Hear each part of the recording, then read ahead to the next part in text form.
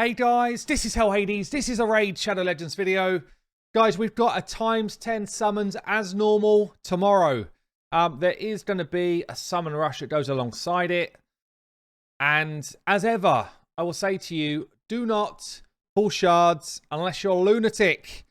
We've got Christmas Fusion around the corner. Could be a Pixniel, could be a Tormund, who knows. But I, certainly on the free-to-play, will not be pulling shards for this event. And looking at the champs, I guess there's some pretty good ones, but not anything ridiculous, in my opinion. So let's go through it. Let's go through who we got this time round. First one up is someone who they seem to have now thrown in as the kind of freebie when people join the game. So it used to be Jotun. When other streamers kind of promoted this game, Jotun was the free champion that people got when they came and joined. Now it seems to be Shunaru. Cool looking champ. I'm not a big fan of her skill set, honestly. A1 block buffs. Block buffs is the theme of this lot. A2, 3 hits at random. Chance to put weaken out there is okay. And then A3 removes all increased defense buffs, then attacks. I guess it means you're not going to ever be kind of taking on a major tank. You need accuracy to land all the stuff. She hits an okay level of damage. But for me, she's a pretty bang average epic. So wouldn't be pulling shards for her.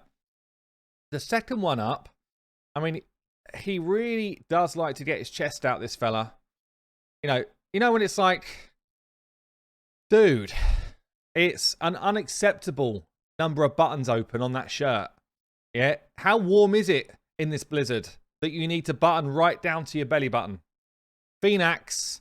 I mean, a very, very good-looking fella. Got to say it.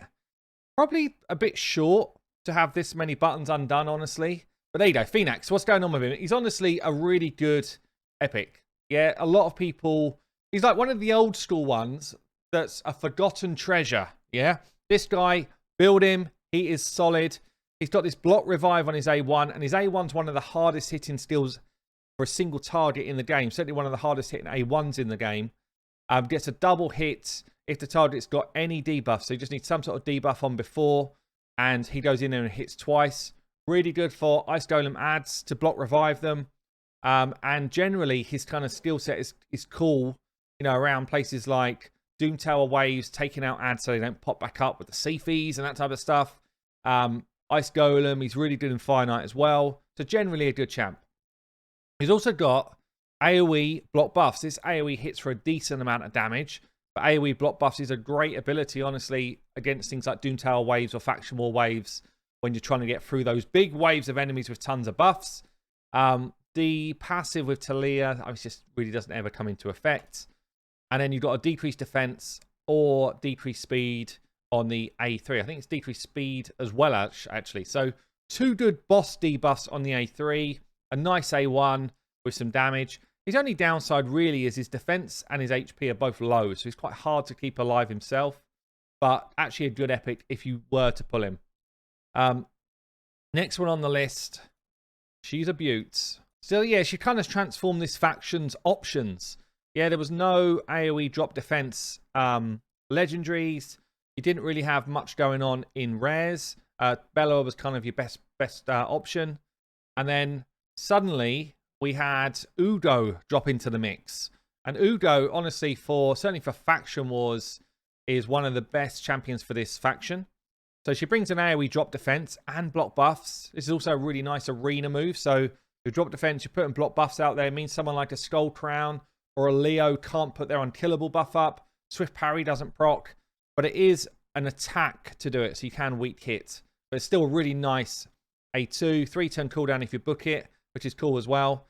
Leech on the A1, great debuff as well, keeping your team alive. You've got removal heal reduction debuffs, then removes a random debuff, then heals on the A3. It's a bit of a weird ability in the first place, but you've also got, if all allies are dead, revives them with half health and fills their turn meter instead. So the tricky thing about this is sometimes she can just use it for this. And then this is on cooldown for like 4 turns if you book her out. So sometimes it's a bit of a funky A3 in terms of the way she uses it. She's also got a cool passive here. So if everyone else goes down, she gets an increased speed and block damage. So basically, she's like that. Full tank, full shield, and then she should use her A3 and pick everyone else back up. The challenge is if she's already used it to do some funky other part of her kit. So she can be a little bit awkward to work with, but really good skill set, really good for kind of waves and dungeons, that type of thing. Doom Tower, when you're getting through waves of enemies. So Udo is a great champion. So last of the epics is a Demonspawn. Honestly, like hard carry for this faction for Faction Wars. You come up against those waves of Valks. She will do an AoE block buffs. Yeah, that's the theme. Which is awesome. 100% chance to land it on all enemies. So Valks are like that. Shield, counterattack, but nothing happens. They still think they're doing it. They're insane. They still think they're doing their buffs. They can't do it when she's got this out there. And then she's got a second AoE. Both of these hit hard, by the way, where she also provokes and puts unkillable on herself. It's a really good skill.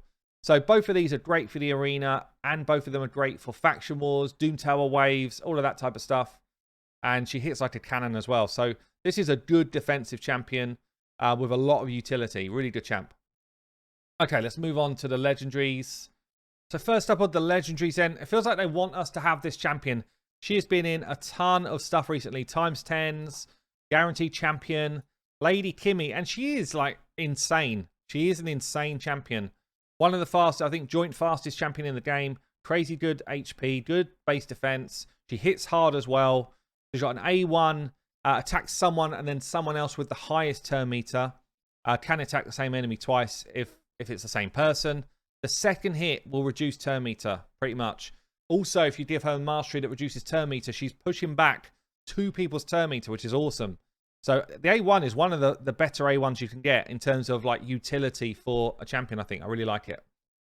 We've got a A2, AoE drop accuracy and drop speed and drop turn meter. It's a crazy A2. It's doing all of the things which make it harder for them to hit you and to land their abilities on you. It's a really cool A2. And then the A3 almost does like the opposite. So it's pushing your stuff on. So it's giving you increased accuracy to land your abilities. It's giving you increased speed and increased turn meter. At the same time, if there's a buff on the enemy, she rips it away and replaces it with block buffs. A great skill as well. So the A3 is also really good. And then the passive is cool as well. So whenever this champion places a debuff, and don't forget she's got quite a few going on, she decreases the turn meter of the enemy. And whenever this champion or an ally receives a debuff, fills their turn meter. It's a really nice passive skill as well. Good speed aura. It's a shame it's only Doom Tower and not all battles, but damn, good, great champion. Like, definitely a great champ. Probably my favorite of the legendary champions, I would say. We got someone who's a bit of an OG in the mix, and you know what? He's a fun champ. Doesn't really get a lot of airtime anymore. The Beast, Norog. Again, good base stats across the board. He has got an A1 block active skills. It's an okay A1.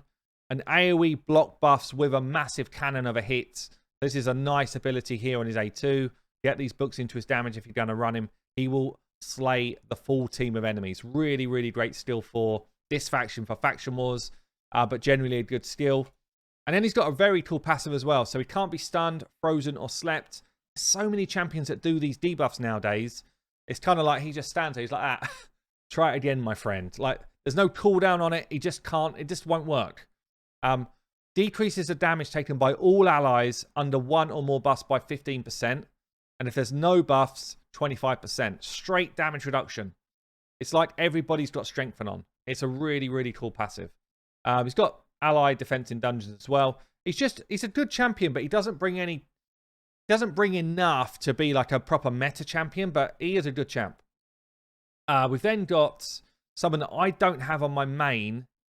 I've never been that crazy. I've gone into the wrong faction again. I've never been that crazy to go after him, but he does bring utility. So for Bommel, Roshguard the Tower is pretty cool. For like mid-game arena, he's the most annoying champion to face. And then for stuff like Clan Boss, you can get unkillable teams using Roshguard. So his main skill here is the full team block damage. That's what he's known for. 4-turn cooldown gives you 2 turns of block damage. It's very cool. He's got the block buffs on his A2 as a single target. The cool thing about this is they cannot be resisted. So he's going to place these 2 abilities. You can't stop it. Doesn't need accuracy to do it. And then his A1 can remove a random buff. So a good kit. And in niche situations, really strong. Like Faction Wars as well. He can pretty much solo carry this team through stage 21. That's how strong he is. So Rush Guard the Tower, really good. One more champion in the mix. This is the Void Legendary. I do not have a... I guess with Hydra coming out and the amount of debuffs and stuff we got to deal with, Shunaru is going to be more and more relevant. So she's kind of like an empowered Doom Priest. And we know how special Doom Priest is for Doom Tower, right? She's like must have in almost every team when you get to endgame. Shunaru is just kind of like upscaling that quality. And it's mainly in a passive here. So passive removes 1 random debuff from all allies at the start of each turn. Removes 2 random debuffs instead from allies under continuous heal. So you either pair her with people that are doing heals. It's brilliant. But she's also got kind of this continuous heal in a kit anyway. So A1 here attacks an enemy, 30% chance to place decreased speed. Also places continuous heal on herself and one other champion with lowest HP. So whoever's taking a knock will get the heal, which means they'll get 2 debuffs removed as well. It's very nice kind of setup here. Really nice A1. Got an A2 then. Attacks an enemy, 100% if booked. Chance of placing decreased attack, which is nice. And block buffs. Single target block buffs, I'm kind of like, okay. But then also applies a debuff spread on 2 random debuffs. Puts them everywhere. So she's the first person to drop debuffs. It's going to be decreased attack and block buffs. Spread. It's a nice ability. And then Array 3, increased defense, increased speed on your whole team. He brings accuracy in all battles as well. She is a really solid champion for general sustain. So yeah, Shunaru, Void Legendary, and you know, with Hydra coming and with the amount of stuff we have to deal with in Doom Tower, I think she is solid. Not like top meta champion, anything like that, but solid in certain situations, and I think she's going to gain value with what's coming. So there you go, guys. AoE block buffs pretty much across the board. As I said at the start of this video, I don't really encourage you to pull shards because we know what's coming around the corner. But some of you will anyway. So if you get some of those champs, enjoy. I've been Hell Hades. I will see you later.